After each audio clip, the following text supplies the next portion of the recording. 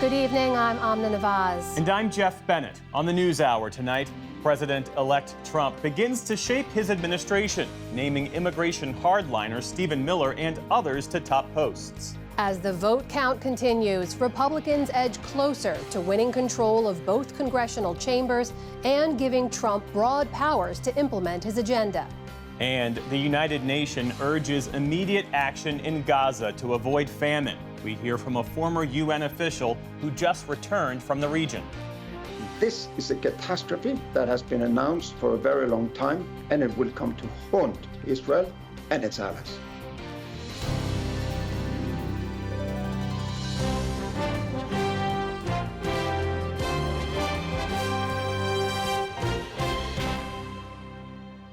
Major funding for the PBS NewsHour has been provided by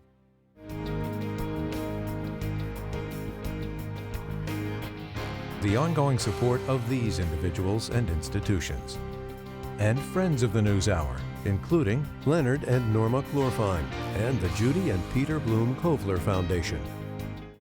Two retiring executives turn their focus to greyhounds, giving these former race dogs a real chance to win. A Raymond James financial advisor gets to know you, your purpose, and the way you give back. Life well planned.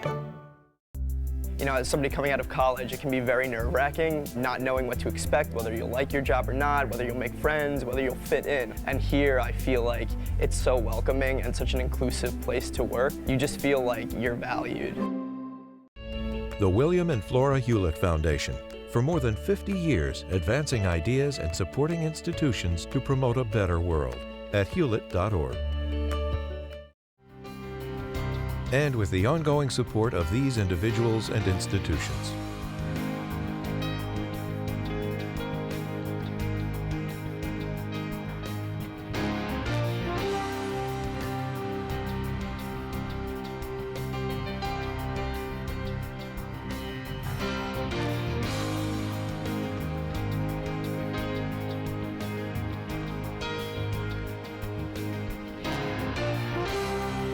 This program was made possible by the Corporation for Public Broadcasting and by contributions to your PBS station from viewers like you. Thank you. Welcome to the NewsHour. President-elect Donald Trump is quickly picking the people he wants to advise him when he enters the White House again in January. That includes who he has chosen to lead his mass deportation effort, a campaign promise he said he'd begin carrying out on day one. On Sunday, Mr. Trump announced on Truth Social that Tom Homan will be what he called his border czar. Trump said the former acting ICE director would be, quote, in charge of our nation's borders and in charge of all deportation of illegal aliens back to their country of origin. And the president-elect is also expected to formally name Stephen Miller as his deputy chief of staff for policy in the coming days. Vice President-elect J.D. Vance confirmed the selection on the social media site X. Miller worked as an advisor during Mr. Trump's first term and is known as an immigration hardliner. Our White House correspondent Laura Barone-Lopez has been covering all of this and joins us now. So, Laura, we know immigration has been a core part of Mr. Trump's message. What is he pledging to do as soon as he enters the White House? Donald Trump made a host of promises during the campaign, Amna, and so based on statements that he made while campaigning, as well as what I have heard from sources close to the Trump incoming administration, what we expect him to prioritize are a number of things, including mass deportations of undocumented immigrants, restarting border wall construction, invoking the 1798 Alien Enemies Act, and directing more money and agents to the border. A note on that Alien Enemies Act, Amna, it's only been invoked during times of war, notably when the U.S. carried out Japanese internment, and it would be used to rapidly deport alleged gang members without due process. It's going to likely be met with immediate lawsuits. Another thing I'm told Donald Trump will prioritize is a reconciliation package with Congress to allocate more money for this deportation effort and to add thousands of agents to the border. And who would be carrying out that kind of effort when you talk about mass deportations? Tom Homan, who you just mentioned, Amna, the former acting ICE director, will lead this effort. And Homan was recently asked what that mass deportation effort would look like by CBS's 60 Minutes. Is there a way to carry out mass deportation without separating families? Of course there is. Families can be deported together. Because their parent obviously entered the country illegally, had a child knowing he was in the country illegally, so he created that crisis. Homan was a supporter of the first-term effort to separate families, that zero-tolerance policy at the border, Amna, which ended up separating some 5,500 families. He was also a contributor to Heritage Foundation's Project 2025. And Homan is expected to work alongside Stephen Miller, who, as we just said, is expected to be named the Deputy Chief of Staff for Policy. And Miller is going to also be overseeing immigration policy. He was known as one of the architects of that family separation agenda during Trump's first term. And he is someone who supports very harsh immigration policy, recently saying at the Madison Square Garden rally that America is for America and Americans only. And sources close to Trump world told me that Homan and Stephen Miller approach things a little bit differently. Homan is seen more as a cop, someone who very much wants to enforce the law and is less ideological than Stephen Miller, whose anti-immigrant positions are based on culture and identity. Now, when it comes to who may be the secretary for the Homeland Security Department, Amna, sources close to the transition told me that Chad Wolf is a top contender. He served as acting Director of Homeland Security during the first Trump administration. But other names in the mix include Ken Cuccinelli, as well as potentially Vivek Ramaswamy. And Laura, when it comes to mass deportations, is that something President-elect Trump can do on day one, as he has pledged to do? And is a mass deportation effort even possible?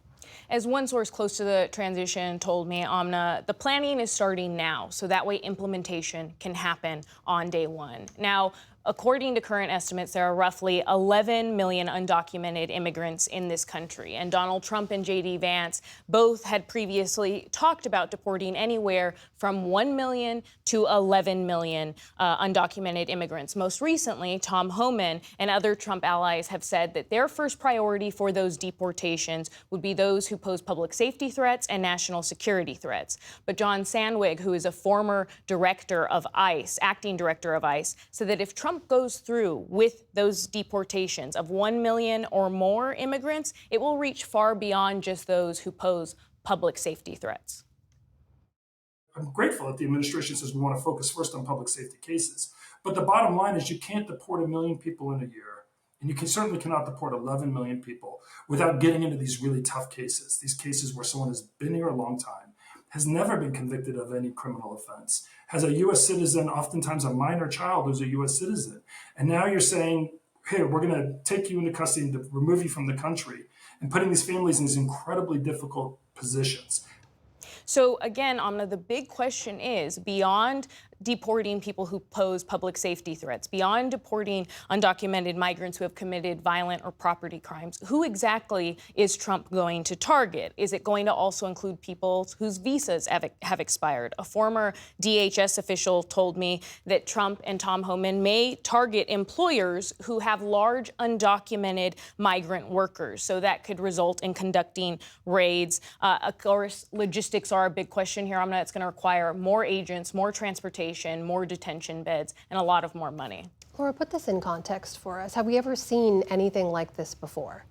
No, nothing that would be at this scale. If Donald Trump, if the president-elect is able to carry out something that would be deportations of 1 million or more undocumented migrants. And the big picture overall, Amna, is that people view Donald Trump's goals as one that would make it harder, not just for people to migrate here illegally, but also legal migration will be restricted severely under this administration. And there were a few other areas that I want to point out, Amna. One is that multiple former DHS officials and sources close to Trump world said that the administration may target states by blocking FEMA funding or funding for local law enforcement if those states are ones that provide driver's licenses to undocumented migrants. Other things that are on the table are ending birthright citizenship. Before we let you go, Mr. Trump has named a few more people to serve in his administration. Who do we know? Today, the president-elect announced that he is going to be appointing former New York Congressman Lee Zeldin to lead the EPA and Congresswoman Elise Stefanik of New York to be the U.S. ambassador to the United Nations. And we expect more names in the coming days. Laura Barone-Lopez, thank you so much. Thank you. So how much congressional support will Mr. Trump have to implement his agenda? That remains to be seen, with more than a dozen congressional races yet to be called. Republicans hoping to maintain their majority in the House. And if they do, it would lead to Republicans holding a political trifecta over Washington. Our Lisa Desjardins has been following the latest and joins us now from our PBS News Superscreen. All right, Lisa, so where do things stand in the race to control the House of Representatives? We have had more races called over the weekend. Right now, as it stands, according to the Associated Press, Republicans have 214 seats they've won in the House. As many of our viewers know, that means they need 4 more in order to clinch control, keep control. How many races are left? There are 17 races left to be called around the country at this hour. They're all over the place. There's a couple that are going to overtime, Maine and Alaska. Those are ranked choice elections where we're going to go into the next phase of that. There's a couple that are getting official review potentially, recounts possible in Ohio and Iowa. But the largest number still, looking at you, California, 10 races left in the Golden State, and that will decide who wins and also the margin. So let's take a look at some of those. Here's a Republican race critical for Republican control. David Valadao, incumbent here. He's in House District 22. Oh, that's up here, sort of in the center of California. Right now, he's out ahead of Rudy Salas. Looking good. Republicans like that. Not as good news for Republicans. Better news for Democrats in District 27. That is northern Los Angeles County, right around there. George Whitesides, former chief of staff at NASA, is now leading. He pulled ahead over the weekend. This could go back and forth, but Democrats think they're going to hold on to this lead. And Lisa, you've been looking at the data surrounding the House results. What do you see when you look more deeply? Yes, there is something historic that happened in this election. Took my spreadsheet, looked at all of the competitive races that had incumbents in them. These are the ones that have been called by the Associated Press. You look at all of these dots representing Democrats incumbents, Republican incumbents. Of all of these, only 5 of these incumbents lost their races. The rest of them were winning incumbents. It's a 98.5% win rate for incumbents, according to Open Secrets. That is a modern record. This is one reason Democrats have had trouble. Incumbents have just had incredible staying power. So right now, Republicans essentially are up 1. Democrats really have a lot of catching up to do if they're going to they need to swing 5 more seats in order to get control. Republicans feeling good. All right, let's shift our focus to the upper chamber. We know Republicans will control the Senate. The question now is by how much? Right, let's look at it. Okay, here we are. The Senate, according to the Associated Press, to their calls, 53 Republican seats right now in their hands. The remaining decision is in Arizona, and we are waiting to see what happens there. So this week, Republicans will vote on their majority leader, replacing Mitch McConnell. That happens Wednesday. To win that, you need a majority of the sitting Republicans, more than half. Who's in that race? John Cornyn of Texas, John Thune of South Dakota. Both have served as the number 2 Republican in the past. But a lot of conversation about Rick Scott of Florida, who has entered the race, saying he represents the MAGA wing of the party. And some from that MAGA wing have been endorsing Rick Scott in the last couple of days. Elon Musk, Tucker Carlson, podcaster Charlie Kirk, RFK Jr., and Vivek Ramaswamy. Now, talking to my sources, however, this is a secret ballot vote, Jeff. And everyone can say what they want about Rick Scott in public. Behind the scenes, I hear more senators inclined not to vote for him at this moment, but he's really making a run of it. It's an interesting point because the Senate has typically been insulated from outside pressure that has to do partly with the way the founders designed it. I mean, does that still hold true in this Trump era? We've seen Donald Trump clearly wants to push control of the Senate right now. He sent out this post on X just over this weekend saying that he is expecting any Republican senator who wants to have the leadership position must agree to recess appointments. What does that mean? Recess appointments is a way that you get around Senate confirmation, and you have to have both chambers in order to do it. A reminder, the president appoints more than 1,200 total positions, and high-level nominees usually face hearings and scrutiny, but a recess appointment would get around that. So this is also a decision that Republican senators will have to make. Trump wants them to give him sort of carte blanche on his appointments. Lisa Desjardins, our thanks to you as always. Welcome.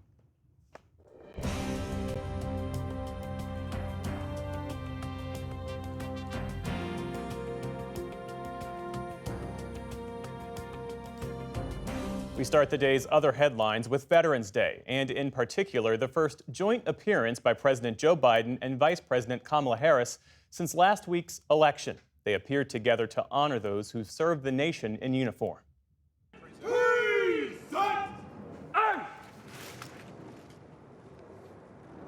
At Arlington National Cemetery outside Washington this morning, Mr. Biden laid a wreath at the tomb of the unknown soldier. And with Vice President Harris looking on, Mr. Biden reflected on the service of our nation's veterans as his own time in public service comes to an end. This is the last time I will stand here at Arlington as Commander-in-Chief. It's been the greatest honor of my life to lead you, to serve you, to care for you, to defend you, just as you defended us.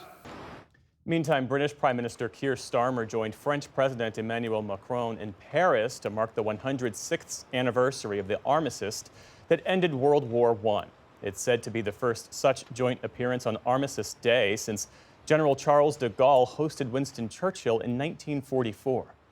America's top climate envoy told a UN conference today that the nation will continue its environmental efforts despite what he called a bitterly disappointing election result. John Podesta was speaking at the COP29 conference as it got underway in Azerbaijan.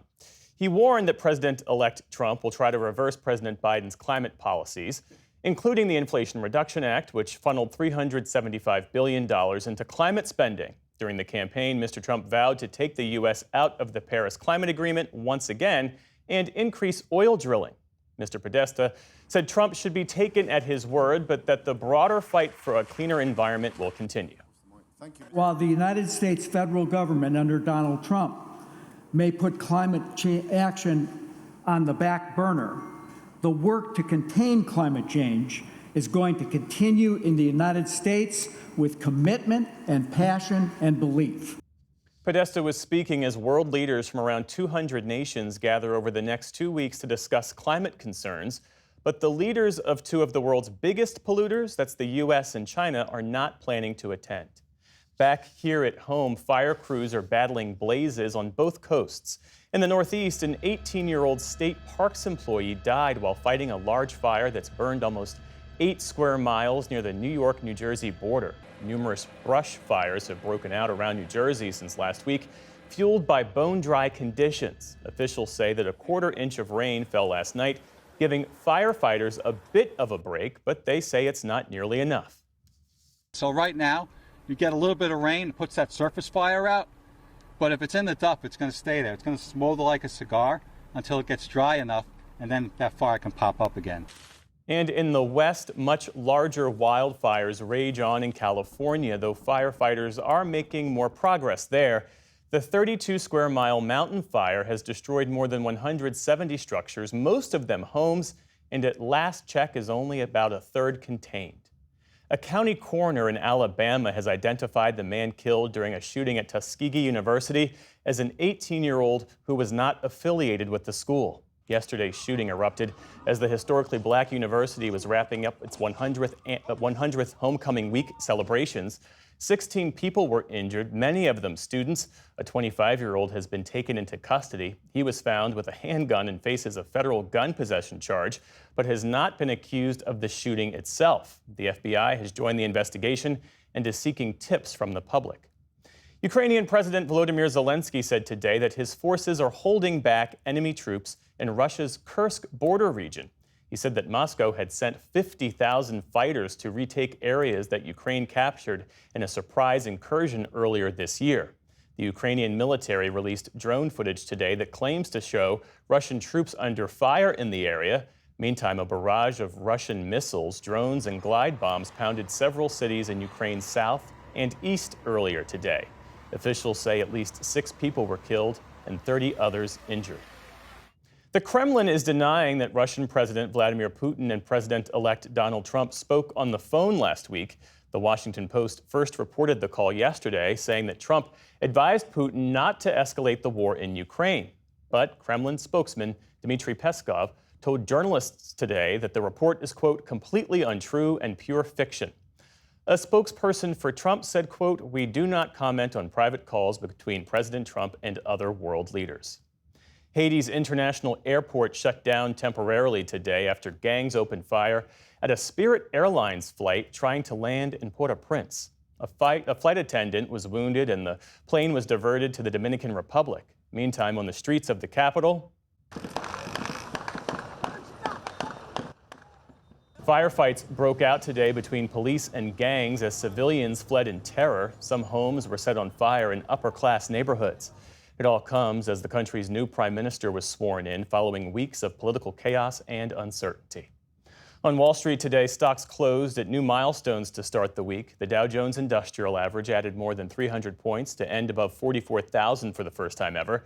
The Nasdaq inched nearly 12 points higher, so just a small gain there. The S&P 500 managed a small gain for its first ever close above 6,000. Still to come on the NewsHour, we examine the influence billionaire Elon Musk could have in the incoming Trump administration. Tamara Keith and Amy Walter break down the latest political headlines. And Idaho's strict abortion law goes to trial with potential implications nationwide. This is the PBS NewsHour from the David M. Rubenstein Studio at WETA in Washington, and in the West from the Walter Cronkite School of Journalism at Arizona State University. Today, the de facto leader of Saudi Arabia, Crown Prince Mohammed bin Salman, accused Israel of committing genocide in Gaza and called for Israel to respect the sovereignty of, quote, sisterly Iran. It marked the strongest criticism of Israel by the man known as MBS since the Hamas October 7th attack and signaled a turn away from Saudi normalization with Jerusalem. All this as a UN-affiliated organization is warning of, quote, imminent famine in Gaza. Here's Nick Schifrin with more. This weekend, an independent famine review committee affiliated with the United Nations declared that across northern Gaza, starvation, malnutrition, and excess mortality are, quote, rapidly increasing, and famine thresholds may have already been crossed or else will be in the near future. Little to no aid has reached northern Gaza over the last month since Israel launched a new operation and called on all residents to leave, saying Hamas had regrouped. Jan Egeland, a longtime diplomat and humanitarian who is the Secretary General of the Norwegian Refugee Council, recently traveled to Gaza and joins me now from Amman. Jan Egeland, thank you very much. Welcome back to the NewsHour. Let me first show you the areas of northern Gaza that we're going to be talking about. The Israeli operation last month has focused on Jabalia, Beit Lahia, Beit Hanun. You were only able to travel as far north as Gaza City. What did you see? Well, Gaza City looks like Stalingrad after the Second World War. It was much worse than I feared. I'm really shattered by seeing how humanity has been trampled upon through Gaza. More than 2 million people are trapped in one of the most confined areas on the planet, and they're under the most intense and indiscriminate bombardment by enormous Israeli Air Force, and they're using indiscriminate bombs provided by the United States. This will come to haunt Israel and the United States because this is so much against every principle of civilization and of law. The Israeli operation in the farthermost part of Gaza, the IDF says that Hamas is regrouped there. Herzi Halevi, Israel's top general, said they've killed 1,000 Hamas over the last month, detained 1,000 more. In a visit this weekend to that area, he added this. We are providing the Israeli residents near the northern Gaza border with greater security and creating conditions for this security to endure, to not be fleeting. We are not stopping or slowing down. This is to bring back the hostages, to ensure security for the surrounding communities. Is that what you saw when you were there? I understand that the Israeli wants to have safety for their citizens and also to have the long-suffering hostages out.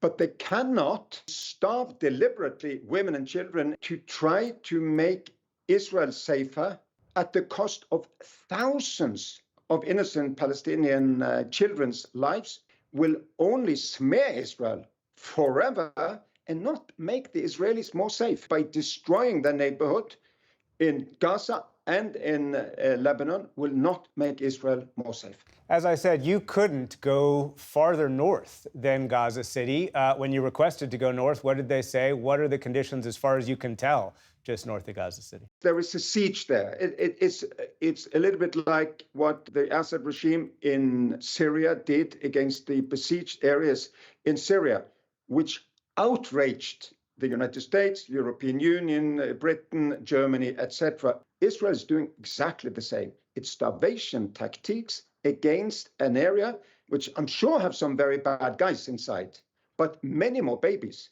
This is not the way to exercise self-defense nor precise counterterrorism operations like the United States have asked for.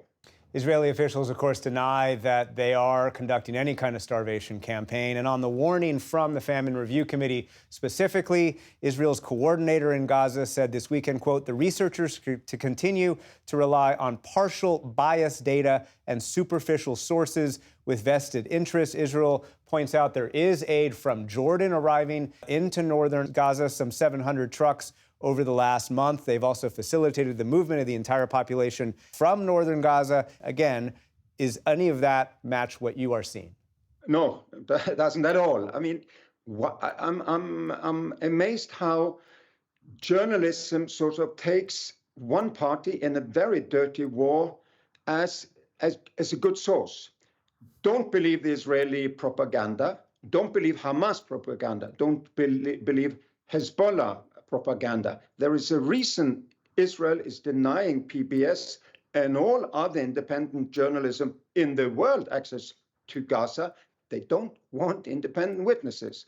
We who are there, who are independent, neutral, impartial, all UN agencies, all Red Cross agencies, all non-governmental agencies, American, European, etc., we are unanimous in that Israel is deliberately starving the population and having an indiscriminate, excessive warfare that are killing thousands of women and children. There is no doubt this has been documented. Israel is not telling the truth.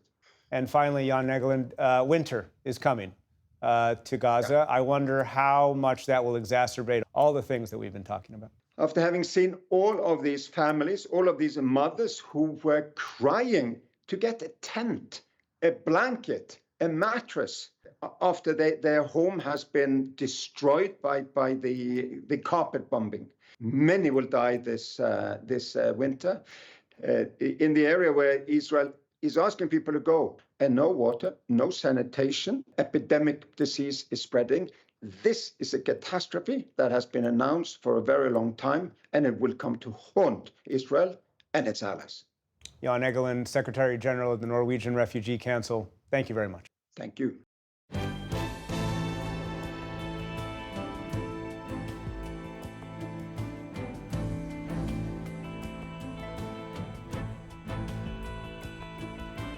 Among Donald Trump's most visible and powerful surrogates on the campaign trail was Elon Musk, the tech billionaire who owns the platform X, formerly Twitter. Now, with President-elect Trump, Musk remains within the inner circle, joining calls with world leaders and weighing in on staffing decisions. For more on the influence Musk could exert on the next administration and what he stands to gain, I'm joined by Victoria Elliott, a reporter from Wired who has long covered Elon Musk. Victoria, welcome. Thanks for joining us. Thanks so much for having me. So let's just start with the influence Musk has already had on getting Trump back into the White House. We mentioned he owns and controls the platform X. He donated over $118 million to the re-election bid. How instrumental would you say he was in getting Trump reelected? You know, obviously, he plowed a lot of money into the campaign, and he really brought the full weight of his own personal celebrity, because before Musk even owned Twitter, he was one of the top 10 most followed people on the platform. So just his audience, even without the sort of super juicing that now we've seen as he owned it, as he's changed the algorithm, would have been incredibly powerful. There was a really great report from the Center for Countering Digital Hate that found that the posts on X from Musk alone between July 13th, when he endorsed Donald Trump, and October 25th, reach so many people that if a campaign were to like pay for that kind of visibility, it would have been the equivalent of about $24 million in advertisements. So even the use of his platform alone to boost the Trump campaign's talking points, to boost its visibility, was incredibly valuable. But then if you zoom out from that, he also sort of gave permission for a lot of these other more right-leaning people within Silicon Valley, people like David Sachs and Sean McGuire at Sequoia Capital, to be really public about their support for Trump and to put their money behind his campaign too. So I think he sort of, really was at the vanguard of being willing to sort of take the public heat and attention for this, such that other people in his circle felt comfortable backing Trump. And, that's also true for bringing the people that have followed him for years, including his fan base. Musk is also the richest man in the world. He's the CEO of Tesla and SpaceX. He also relies on the federal government for a big chunk of his wealth, right? He's gotten billions of dollars in federal government contracts over the years. From what we know about how former President Trump and President-elect Trump plans to govern, how could Musk and his businesses benefit from a Trump administration? Well, definitely what we know from how the first Trump administration went is that Trump values loyalty, and he is more than willing to use his position as president to reward the people who have been very loyal to him. So I think a really great place that we may see this is in space exploration. SpaceX competes with other companies like Blue Origin, which is run by Jeff Bezos, for contracts. I think we could definitely see him getting more contracts for that. Tariffs, which have been a huge talking point, would be incredibly helpful for Musk, particularly tariffs on China and Chinese electric vehicles, because that really helps Tesla's market share, even though Donald Trump has sort of taken a more pro-fossil fuel vision for how he envisions his administration and, is not as hot on electric cars as Elon Musk is. Still, some of these policies will be really good for his businesses. So I think, this rollback in regulation, regardless of who you are, if you are a billionaire, if you have a big business, it is an ultimate win. And particularly if you read Project 2025, the rollback on labor rights and labor protections, Musk is part of several labor lawsuits and is trying to currently dismantle the National Labor Relations Board. And, that in itself, being free from some of these suits, being free from the ability of his workers to make claims, are all boons for him. So I think there are many ways in which a Trump administration could really benefit him. We've also seen over the years a lot of people who got very close to Mr. Trump who ended up getting burned by him in the long run. You're talking about two very big personalities, two men who are used to being in control and getting their way. What do you think happens in the future? Do you see this alliance continuing between these two men? Both of them are very sensitive. We've seen them really value loyalty and be willing to fire or cut ties with people over even disagreements or perceived slights. So I think it could really go either way. Though Musk has said he would be in charge of some form of government efficiency commission, I think we may see him much more as a floating advisor to the Trump administration rather than someone who's actually installed within it. And I think that's frankly because these are two people who are used to being in charge, who kind of conceive of themselves as alpha men. And I don't see either one of them being comfortable, willing to work in a position that feels like it's beneath the other. Trump has no problem letting go of people who have previously supported him if he feels that their loyalty or their support is in question. And I don't think Musk would be any different, particularly once Trump is in office and has the full power of the regulatory state that he can sort of rely upon. That is Victoria Elliott, a reporter from Wired, joining us tonight. Thank you so much. Good to speak with you. Thank you.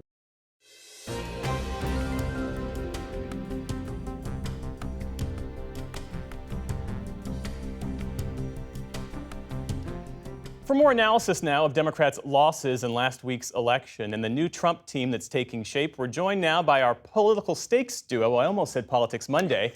That's Amy Walter from the Cook Political Report with Amy Walter and Tamara Keith from NPR. It's good to see you. Good to be here. So Democrats are working to regroup and figure out what went wrong in last week's election. Here's some of what Democrats said yesterday on the Sunday shows.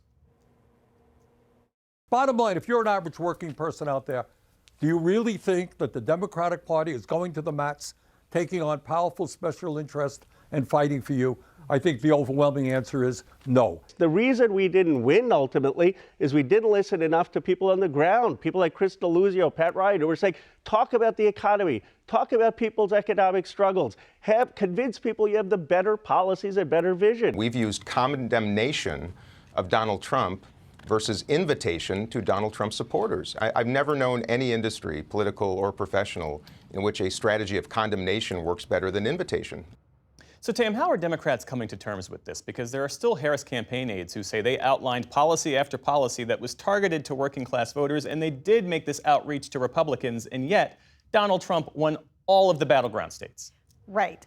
I think that what you're seeing is there are a lot of Democrats pointing at a lot of different things, and a lot of the things that they're pointing at confirm their priors. So if they're progressive, then they believe that trying to win over Liz Cheney voters was a fool's errand, and that simply the Harris campaign was too moderate. And if they're moderate, then they think that they went way too far to the left, and that wokeness is taking down the Democratic Party. The reality is that this is going to be an argument that is going to continue to be argued for years. If you remember after 2012, when Mitt Romney lost and former President Obama was reelected, they did that autopsy report, the RNC did, and they said they need to do a better job of winning over Latino voters, and they need to be more sensitive on immigration policy.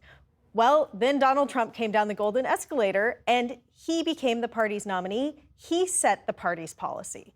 In essence, the way this will be decided is by the next Democratic nominee who Democratic voters choose, and if that person wins. Of course, if that person loses, then there will be a whole new round of this sort of finger pointing and reckoning, really. Yeah.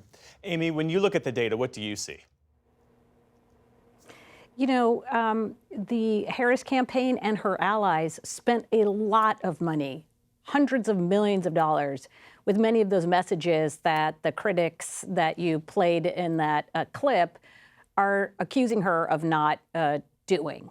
And I do think I agree with Tam that, you know, this idea of she moved too far to the left or she needed to move from the center to talk to working class voters is going to be a central part of the debate going forward. But I think at its very core, the thing that was hurting Harris, the campaign, the most was the one thing she had absolutely no control over, which was inflation itself and the frustration that voters had with the very issue that was impacting them day in and day out. You can put all the plans you want forward, you can talk about a positive message, but at the end of the day, what voters knew was that she was in the White House when inflation went up and Donald Trump wasn't. And when he was in the White House, lower inflation was the norm. Amy, Republicans, Donald Trump won across the map, improving his margins nearly everywhere. He delivered on his promise to win over more non-white voters. How daunting a picture is this for Democrats with their national coalition really fractured now?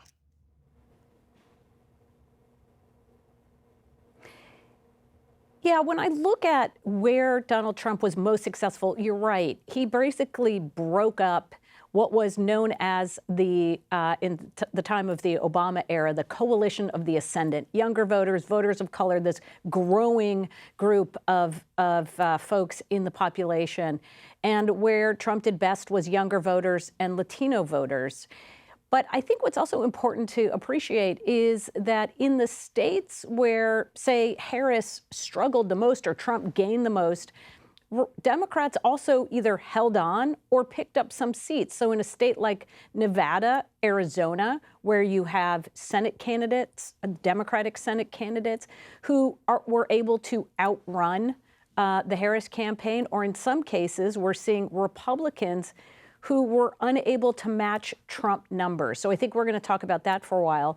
The other piece that really did hurt Democrats, especially with Latino voters, was being on offense. In places like California, where they were hoping to pick up multiple seats in districts that are overwhelmingly Latino, it looks like they're going to come up short in all but maybe one of them.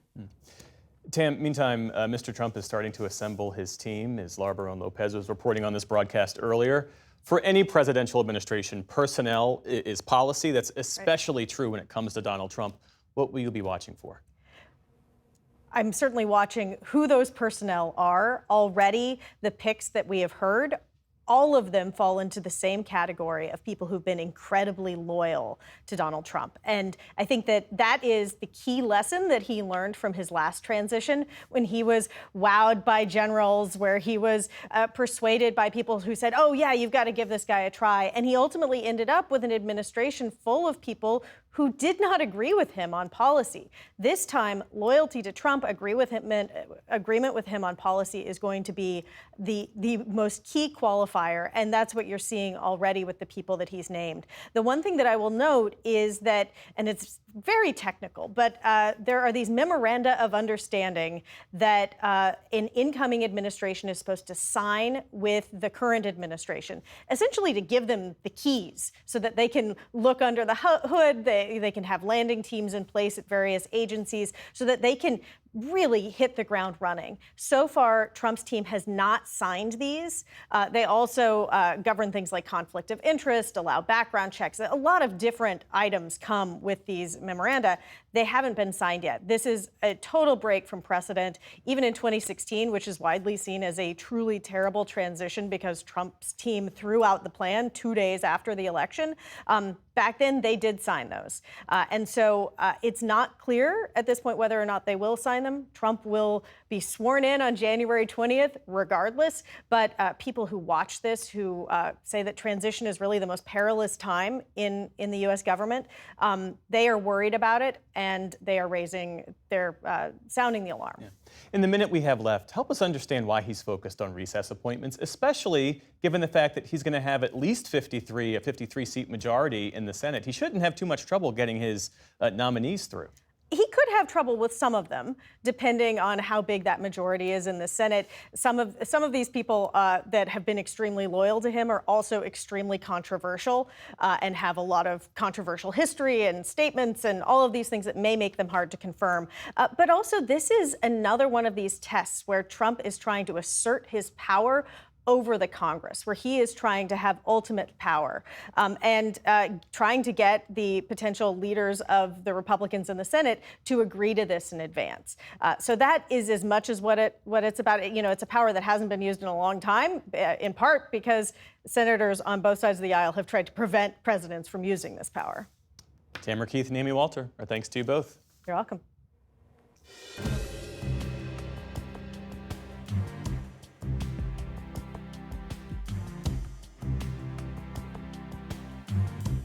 An Idaho state court will hear arguments tomorrow in a case brought by 4 women who allege they were denied emergency care because of the state's abortion laws, which are some of the most restrictive in the nation. The women argue that the medical exceptions in the state's laws are too narrow to protect the health of pregnant patients, including in cases of fatal fetal diagnoses.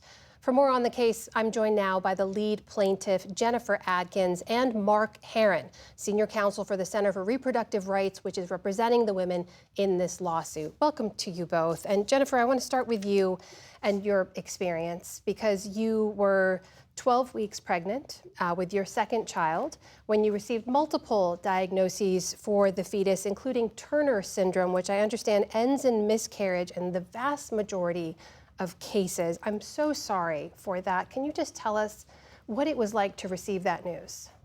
I mean, it was devastating to find out that a baby that we were really excited to welcome into our family was not going to survive the pregnancy. And you know, it was news that no parent wants to get. And knowing that we couldn't get healthcare in our home state was just added heartbreak to us. Mark, the state attorney general here has argued that the law says, quote, it allows a doctor to perform an abortion if he or she has a subjective good faith belief that there is a risk of death to the mother if it's not done. You're representing 3 other women in this case, but you're also representing 2 physicians and a local medical association. What did they tell you about how they're interpreting this exception? So actually, let me just say that the Attorney General's quotation of the law is wrong. The law only allows an abortion if it is, quote, necessary to prevent the death of the pregnant woman.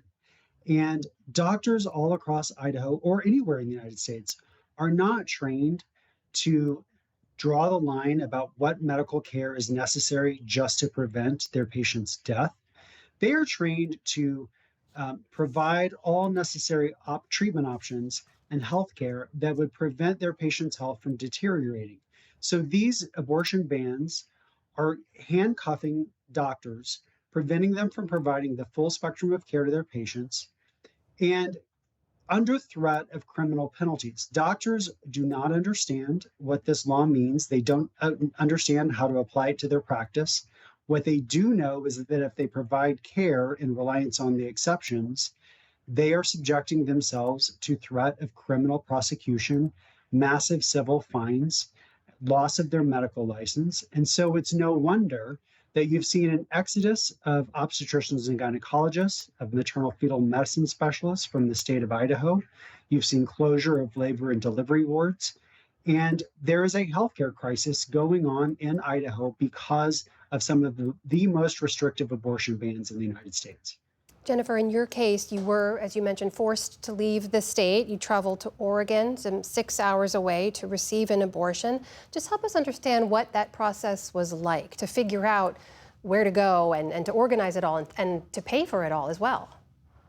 Right. I mean, you're forced to, in that kind of situation, immediately start scrambling and kind of ignore the grief that you're experiencing, knowing that you're not going to take home a baby, and instead juggle logistics and, like you said, coordinate the travel, find the funds to travel, and call a bunch of different clinics that you've never called before, that you don't have a relationship with, and especially when you're not referred by your doctor, they don't know anything about your story. They don't know anything about you as a patient. And so you have to explain yourself over and over again and try to find appointment availability and those types of logistics. And it's the last thing that a grieving family and a bereaved family is wanting to do is walk through all of these mechanical logistics.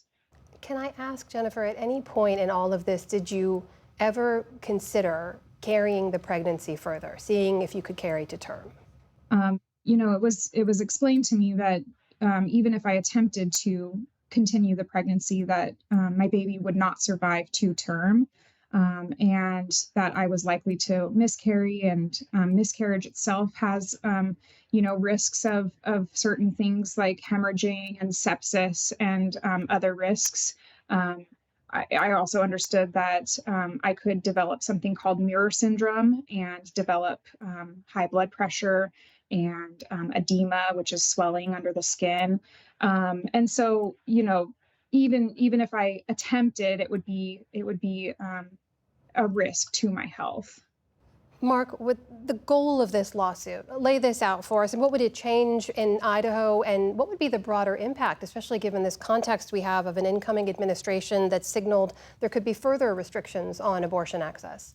But what we're asking for in this lawsuit is pretty simple. We're asking that doctors be able to practice medicine as they've been trained to. And that includes abortion care where such care is within the standard of care to treat a patient and prevent a serious health risk or a threat to their lives. And the laws currently are inadequate for doctors to feel comfortable with providing care like they've been trained to do. I do think this case, the Center for Reproductive Rights has filed similar cases in Tennessee and in Texas. And this is important at a national level because it highlights what could happen if there is a national abortion ban enacted by the new Congress at any gestation. I've heard politicians throw out, well, how about 15 weeks, a 15-week abortion ban or 16-week abortion ban as a compromise? These medical complications that arise that are posing serious health risks to patients often are arising at 17, 18, 19 weeks in pregnancy.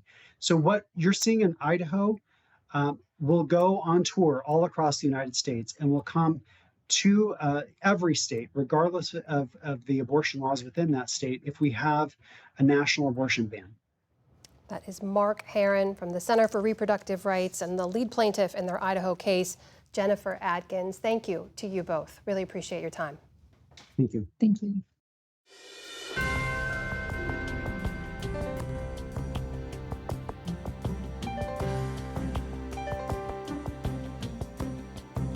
On this Veterans Day, we celebrate the approximately 6% of the population who've served in our nation's military, a number that's been declining for the past 4 decades.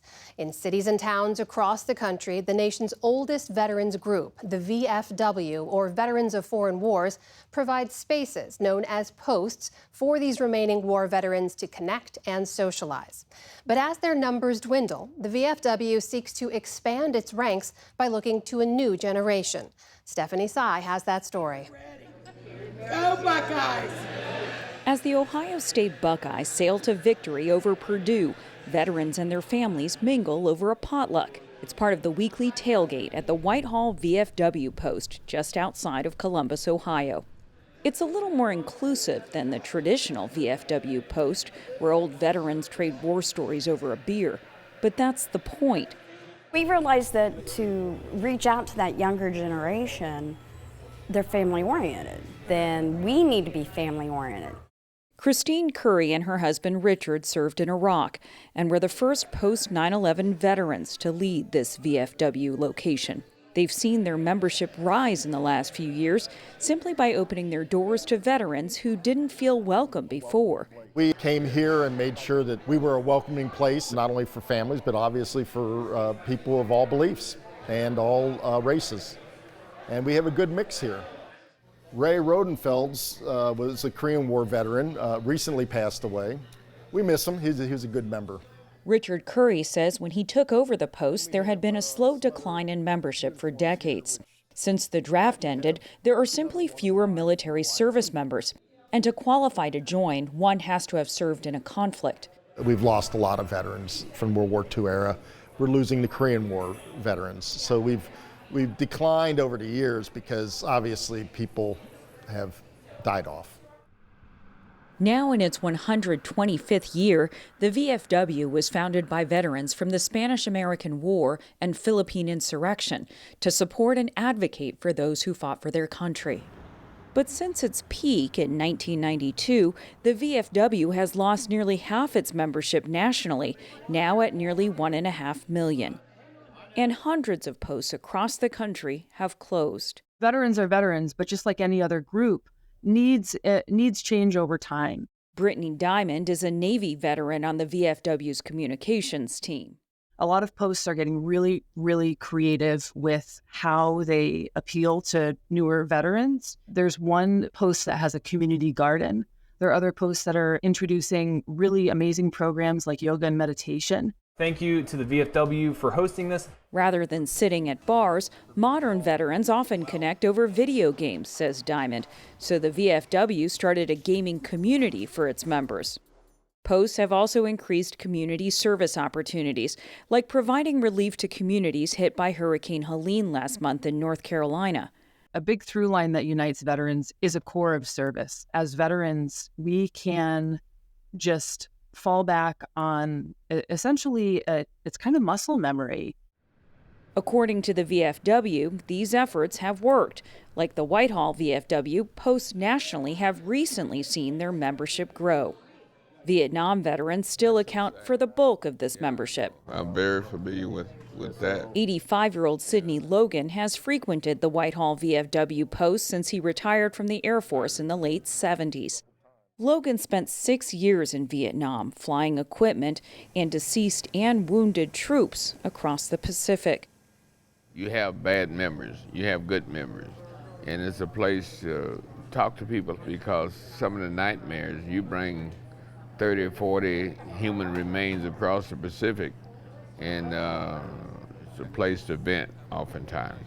Those smoky, beer-drinking bars, there's times when that's a good thing. Alfred Liphart is a Vietnam veteran and the national commander of the VFW. He says even with the efforts to reach out to a new generation, the old ways still have their place. There's times when a combat veteran needs to talk to another combat veteran. When one veteran meets another veteran, we pretty much understand. We know each other. And so, while families cheer for the Buckeyes over homemade chili, there's still a spot at the bar to meet veteran to veteran and share a drink and a story. For the PBS NewsHour, I'm Stephanie Sy.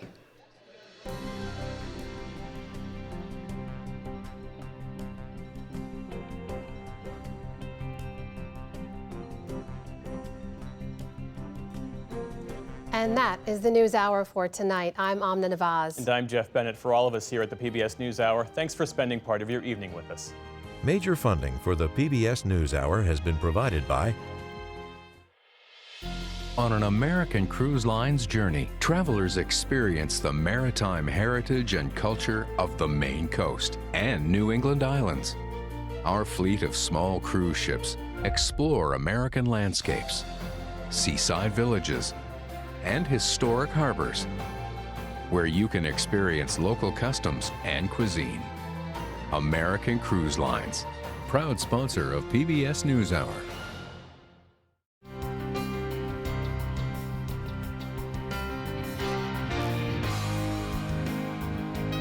Supported by the John D. and Catherine T. MacArthur Foundation, committed to building a more just, verdant, and peaceful world.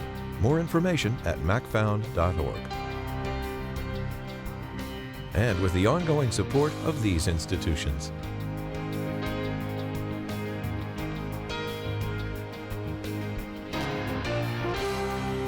This program was made possible by the Corporation for Public Broadcasting and by contributions to your PBS station from viewers like you. Thank you.